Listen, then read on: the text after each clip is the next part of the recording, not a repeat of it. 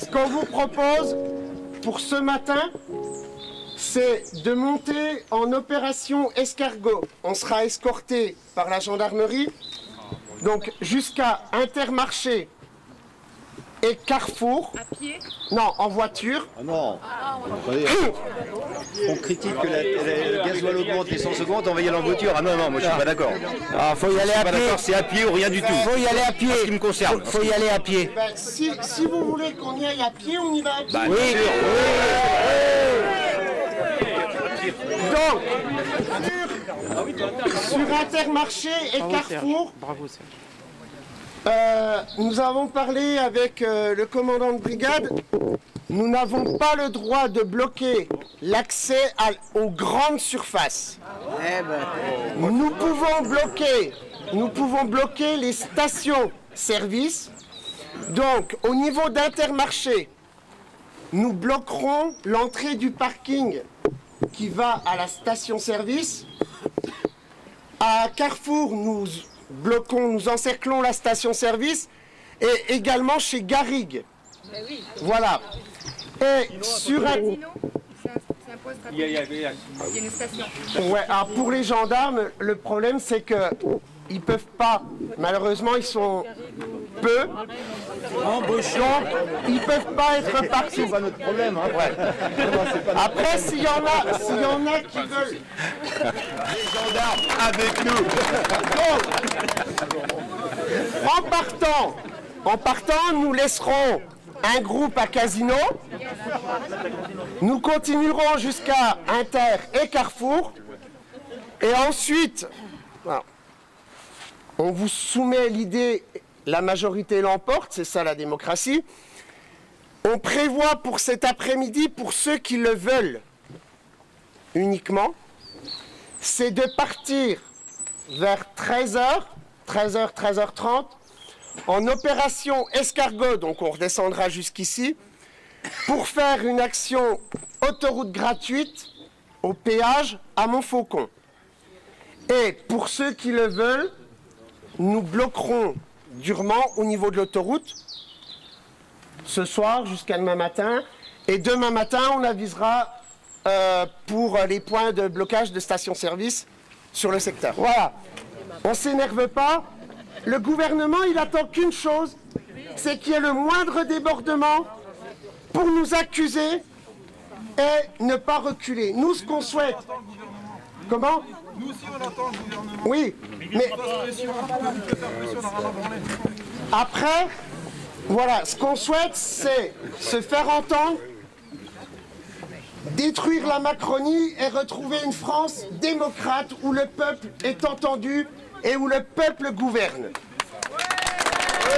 J'espère que vous êtes motivés. Il faut être solidaire jusqu'au bout. On ne lâchera pas. Le peuple français obtiendra raison si on reste solidaire.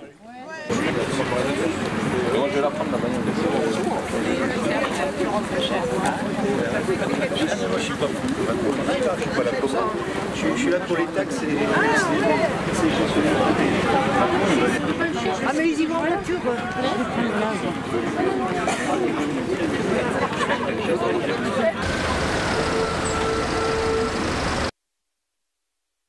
Vous allez payer, C'est ça. surpayer et repayer. Puis je suis là aussi pour les retraités. Hein. Beaucoup pour les retraités aussi, parce que j'estime qu'ils ont travaillé toute leur vie. Donc moi, mon papa, il est retraité. Il paie 2 fois les retraités. Voilà. On a donné le lundi de Pentecôte Voilà. pour nos parents ou nos grands-parents, ce qui est tout à fait normal. Qu'on les Et voit maintenant, pas, je travaille dans le domaine, je le vois et pas. maintenant, on nous retaxe. Ah non, pas mais les faut sous, hein. arrêter. Je vois On pas a les... marre. Oui, mais ça, c'est le partage, la solidarité. Ça a toujours été comme ça. Nos parents se sont battus pour obtenir même des choses comme ça. Et maintenant, on est en train de tout défaire, tout démolir. Au nom de quoi? Au nom de qui? De petits marquis, de petits bourgeois. Non, mais ça suffit là. Hein. On en a par-dessus la tête. J'ai toujours voté. Je me dis que c'est la République, c'est la démocratie. J'ai toujours voté. Moi, Nos je vais parents se voter sont aussi. battus pour Oui. qu'on ait le droit de vote. Les femmes, ouais. Moi, j'y suis allée. Et j'ai voté. Monsieur Macron, et je le regrette énormément, et plus jamais que je ne vois pas de République en marche m'adresser la parole, je les déteste, c'est tout. Vous avez voté pour Macron parce que vous aviez peur de quelque chose? Toujours au dernier moment, on dit bon, et puis on se disait peut-être que celui-là est un peu plus intelligent que les autres, peut-être qu'il va rendre à la France, donner du travail, voir la vie en rose un petit peu, puis finalement, la vie est plus noire que rose en fait. Voilà. Une information importante vient de nous parvenir. Je l'ai vérifiée. Elle est réelle. Un gilet jaune vient de décéder en Isère, percuté par un automobiliste qui a forcé le passage. Voilà pourquoi on vous demande sur les passages piétons. Certes, les piétons sont prioritaires et pour ne pas en arriver à des choses telles que ce qui vient de se passer, il faut laisser une fluidité de circulation que vous proposez maintenant. Carrefour, Intermarché ont décidé de fermer leur station-service en nous voyant arriver. Ils vont l'ouvrir. Le souci, oui, comme vous dites, si on part, ils vont rouvrir. Donc, ce qu'on propose, c'est qu'il y a un groupe qui est actuellement sur Carrefour avec un tracteur et qui reste... On n'en retire pas. La preuve, l'impôt sur la fortune. L'impôt sur la fortune, il a existé. Et aujourd'hui, il est devenu quoi? Il est devenu peau de chagrin. Hein? Mais par contre, les petits salariés, les retraités, là, on tape dessus.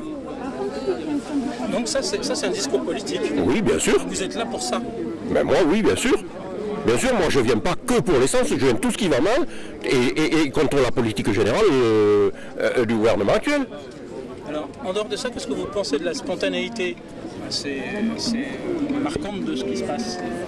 Oui, mais la spontanéité, bien sûr. Alors, comme me disait la dame tout à l'heure, effectivement, les syndicats n'arrivent plus à mobiliser, les partis politiques n'arrivent plus à mobiliser. Donc, effectivement, on comprend que le ras-le-bol puisse s'exprimer comme ça dans des mouvements qui sont spontanés. Et je trouve que cette manifestation, elle doit appartenir à tout le monde. Tout le monde doit se sentir concerné. Pas tout le peuple est concerné par ça, parce que les actionnaires de Total ou de BP ou autres...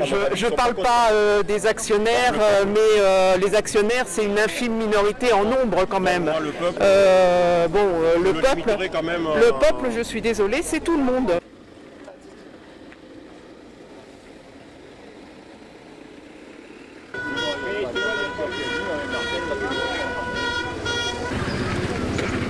Depuis 13 ans que je suis à la retraite, ma retraite a baissé de 150 €. Franchement, c'est trop, c'est trop. Là, et puis alors ce gouvernement, là, il nous saoule. Il ne sait pas où pomper le fric, il en a besoin. Je voudrais savoir où c'est qu'il le met le fric. Personne n'est irremplaçable, même à n'importe quel poste que ce soit. On en a vu dans d'autres gouvernements, Ceausescu et d'autres, qui se sont fait blackbouler. Hein. Vous pensez qu'on en est là? Ah, en 68, hein, De Gaulle, est-ce qu'il aurait pensé que sa parole aurait été mise en doute? Et pourtant, mais lui, il a eu la décence quand même de se retirer avec les honneurs. Mais celui-là, et puis tout, la CSG, hein, il nous retire sur les petites retraites 50, 100 € par retraite. Est-ce que c'est normal? C'est pas normal. Ah, évidemment, hein, ils ont une assiette au beurre. Hein.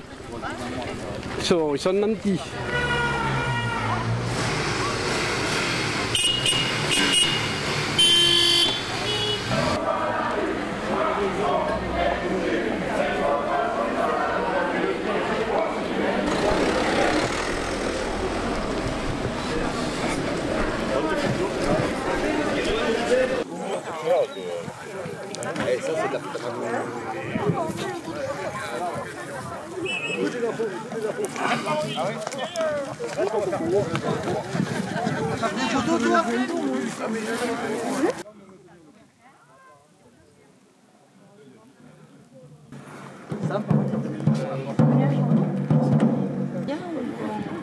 Je vais faire le tour.